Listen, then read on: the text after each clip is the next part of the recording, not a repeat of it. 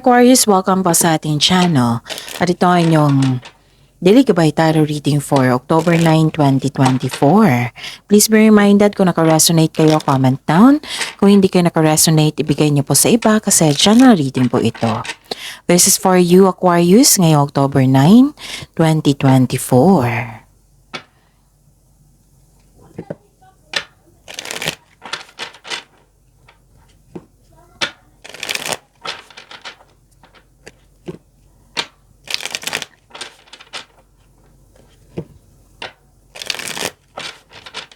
Para po ito sa inyo, Aquarius, ngayong October 9, 2024. Maraming salamat po sa inyong patuloy na suporta at maraming salamat din po sa mga hindi nag-skip ng ads. Gamitin ang reading na ito bilang gabay lamang sa mga hindi pa nag-subscribe. Subscribe na po kayo at click bell notification para malaman nyo na may bago tayong video. Para sa mga gustong magpa-reading po, may lumabas dyan sa screen nyo ngayon. Panoorin nyo po at sundin ang instruction. Calling the attention sa mga suki ko dito na Aquarius. Open na po ang inyong Daily Gabay Tarot Reading for October 2024. May 6 months from now reading tayo at love life reading po. So message me Aquarius for schedule. Maraming salamat po. Spirits Guide, mga ganap po ngayong October 9, 2024 para po kay Aquarius. I need 3 cards po.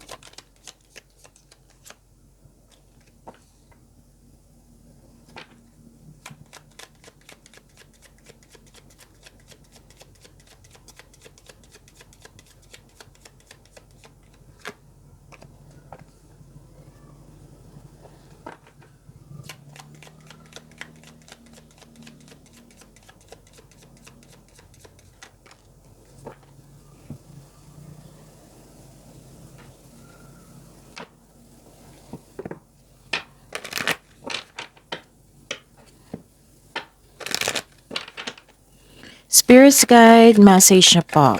Para kay Aquarius ngayong October 9, 2024, I need 2 cards po.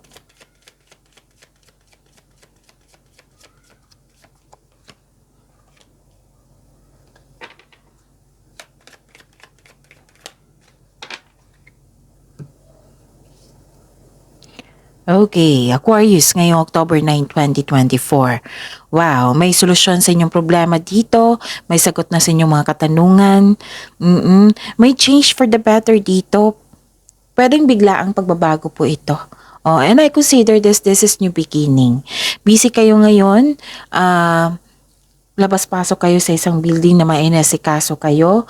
May concern din kayo sa isang tao na mataas ang ego, na mahirap kausap.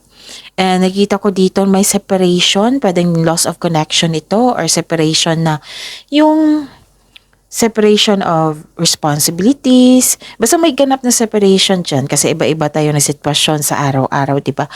What I meant is iba-iba tayo ng sitwasyon. Oo. So, may separation of responsibilities. May nakita ko dito separation na literal na separation. Pwedeng separation na magkaroon ng long distance relationship kasi kailangan ng lumabas o ng bansa o example po iyan.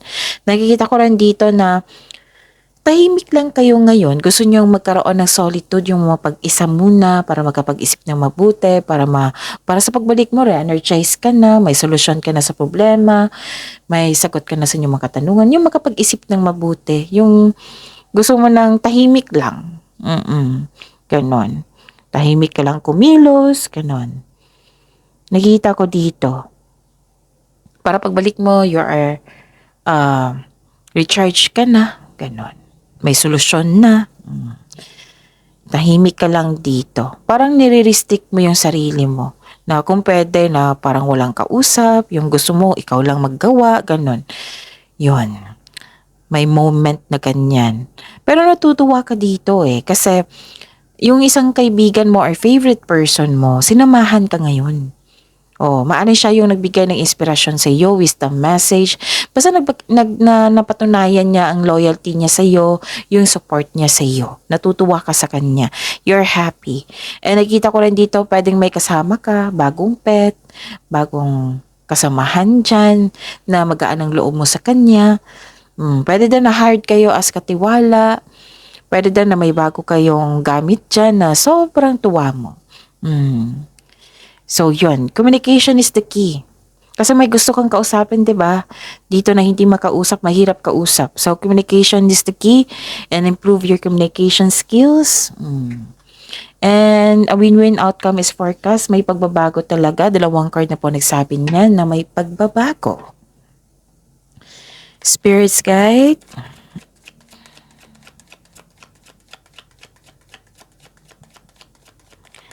Ano po ang energy ni Aquarius ngayong October 9, 2024?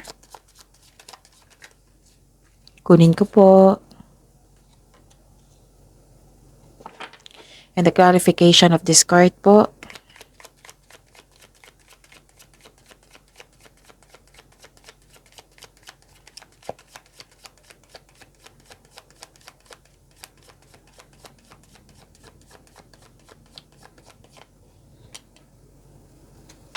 Okay. Sa mga may oras dyan, kung gusto nyo po, panoorin nyo po ang last 4 days Kabay Tarot reading. Like for example, napanood nyo ito ngayong October 9, 2024. Panoorin nyo po ang last 4 days Kabay Tarot reading, October 8, 7, 6, and 5. Kung may narinig kayo or may nakita kayo repeating message, kailangan nyo po iyan bigyan ng atensyon. Kung maaari po, bigyan nyo po ng solusyon at aksyon. Remember, at the end of the day, Aquarius, alam mo na ikaw lang taong may kakayahan at responsable na gumawa ng sarili mong katotohanan at kinabukasan. So what is your energy, Aquarius? Okay. Nakikita ko dito. Okay. Nakikita ko dito na before, o nakarang araw, last week pa yan, or nakaraan, basta na may ganap na conflict, na may ganap na argument. Ngayon, nirelease mo na. Nag-let go ka na sa grudges. Actually, may gustong bumalik sa inyo. Oo, may gustong bumalik sa inyo na wala pa naman ako nakita ditong so far na hihingi ng sorry. Parang bumalik lang siya. Pero mag-ingat kayo kasi may nakita kasi ako ditong energy na gustong kunin anong dapat sa iyo. Kaya mag-ingat kayo sa taong ito. Baka ito yung bumalik na gustong bumalik sa inyo galing sa nakaraan. May taong ayaw mag-give up. Pero nakita ko dito Aquarius kasi sabi mo na naman na ayoko na mag-overthink, ayoko na ma-distract. So I have to let go of this. Basta nakikita ko dito, nag-move forward ka, nag-let go ka sa mga nangyari. May pagpatawad sa sitwasyon, sa kanya at sa inyong sarili. Pwede naman pwede mo siyang patawarin through your mind and heart para magkaroon ng peace of mind. Oo, possible yan. Para sa peace of mind mo. Kaya ang card nagsabi dito na accept and forgive yourself. Forgive this situation, forgive this person. Oo. Through your mind and heart. Pwedeng ganun kung may trauma pa kayo sa kanya. Kung hindi mo pa siyang kayang kausap. Hindi natin mapipilit yung sarili natin lalo na may trauma. Oo. So, you can forgive this person, this situation through your mind and heart. Para magkaroon ng peace of mind. Okay. Nakikita ko rin dito na okay. May taong nagsiselos. Pwedeng kayo ito, pwedeng yung tao. Okay, ibang tao talaga to. Kasi hindi niya pinapakita ang kanyang true self. So mag-ingat, dalawang card na po nagsabi dito na mag-ingat kayo sa kanya. Mag-a-approach pa to sa iyo Ito yung tao nga ayaw mag-give up. So dalawang card yan repeating message yan. So be careful, give attention. Kung maaari, bigyan niyo po ng atensyon, solusyon at aksyon. Pwede din nakaramdam kayo ng insecurity kasi wala kayong time sa inyong sarili. Puro na lang trabaho or ano pa yung mga kinakawa nyo dyan. Kaya ang sabi ng card dito, pamper yourself. Bigyan ng oras yung sarili nyo. Nakaramdam ka dito ng feeling unworthy, nagkaroon ng blockages. Pero at the end of the day, you are moving forward. Nalet go mo na itong klaseng yung pakiramdam mo na bigat. Yun. Okay?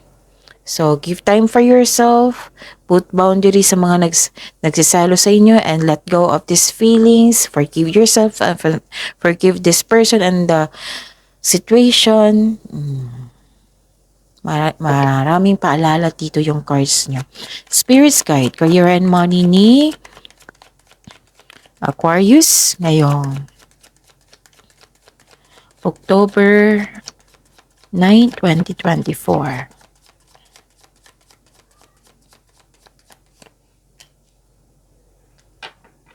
The clarification of this card po.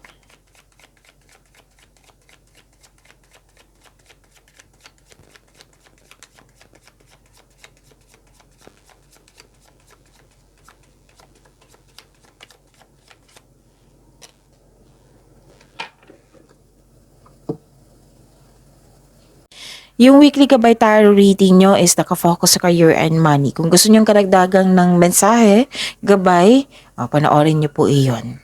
Okay? Na-upload yun nung nakarang araw. I think Sunday or Monday yon. So, check nyo. Okay. Sa career and money nyo po, nakikita ko dito na okay. Wow. Isa o maraming alok o idea ang darating sa iyo. Wow, this is a blessing. Sobrang busy nyo dito. Kaya nga may sabi ako dito sa inyo, sobrang busy nyo dito. May kasama ka rin? Maaring may kasama ka. Okay. Basta busy kayo dito. May parating na exciting new opportunities. Pagdating nito, binigyan mo talaga ng agarang aksyon. Kasi full of movement to Transition. And may nakita ako dito, Aquarius, na financial stability. Nagkaroon ng abundance sa kaperahan mo ngayon. Wow! Lahat ng air signs Ang ganda. Ang ganda ng pera nyo ngayon. Yung career and money nyo. Check nyo. I-check mo, Aquarius. Diba? Pati kay Gemini and Libra. Kung gusto mong i-check. So, ang ganda ng blessings nyo. Wow. So, claim this financial stability kasi nagkaroon talaga ng abundance dito sa kaperahan mo. Wow. Ang ganda. Lahat kayo ng air signs may prosperity.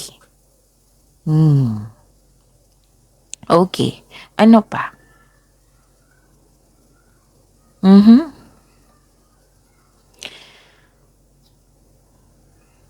Okay. Nakikita ko dito na makinig po daw kayo sa inyong intuition kasi may mensahe. Kung hindi nyo alam kung paano mag-connect sa inyong intuition, i-search nyo po sa Google kasi may maraming paraan yan. Okay? So yan, assignment nyo yan. And may nakita talaga ako ditong hidden motives. Mag-ingat kayo ha. Oo. And stop overthinking, Aquarius, kasi hindi yan nakakatulong sa inyong mga gawain dyan. Kasi overthinking can steal your happiness and opportunities. May dumating naman ng opportunity dito. Don't hesitate too long. Okay? Kung nag-overthink kayo, and you should, stop this overthinking. I-search nyo, di ba may assignment kayo, i-search nyo intuition, i-search nyo yung mindfulness skills and time for reflection. Makakatulong yan sa pag-stop ng overthinking na yan. Okay? So, yon. May nangyari po daw na hindi nyo alam. Sabi ng card nyo po. Yes. Okay. Spirit's Guide. Love, life, self-love, partnership, and romance ni Aquarius. Ngayong October 9, 2024.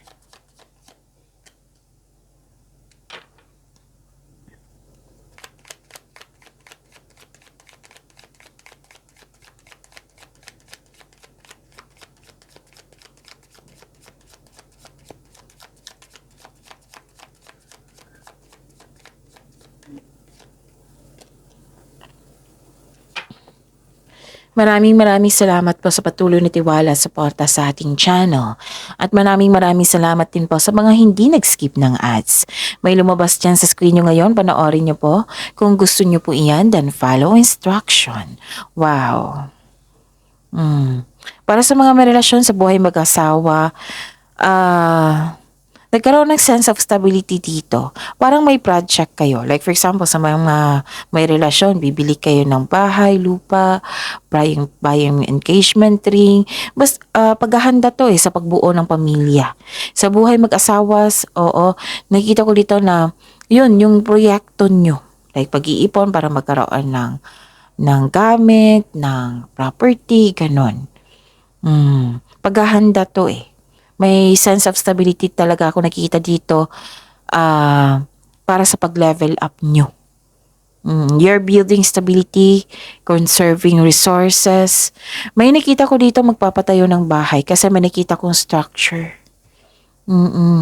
You're creating stability po. Binavalue mo ang pera, ang naipon nyo. Hindi kayo madamot at the same time. You have financial stability. Oo. Posibleng marigalo ha. Alok or pamanang parating. You are saving money for your future or specific goal. Kaya sobrang ingat nyo sa kaperahan nyo ngayon. Okay, so this card is as a reminder na be generous also since giving to others brings more prosperity into your own life. Okay? Para sa mga single dyan, sense of stability pa rin ito. Hinahanda mo yung sarili mo.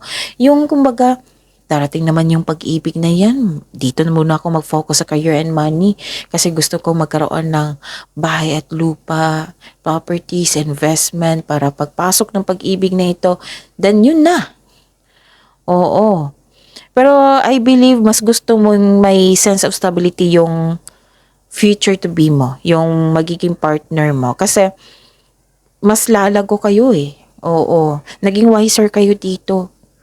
Aquarius. Okay, ano pa? Nakikita ko rin dito na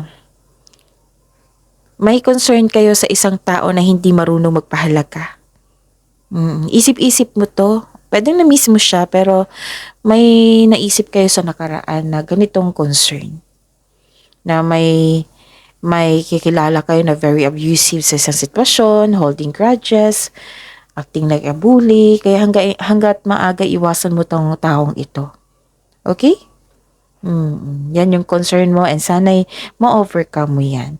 And yun, yung assignment nyo na stop overthinking ha, kasi research nyo talaga yung mga kailangan kasi makatulong yan sa inyo. I'm hoping na ma-overcome nyo yan. Pagyamanin mo yung mga blessings na tanggap nyo, yung prosperity, lalo na yung prosperity po. Lahat ng air signs magkakaroon na ganyan, Gemini, Libra, and Aquarius.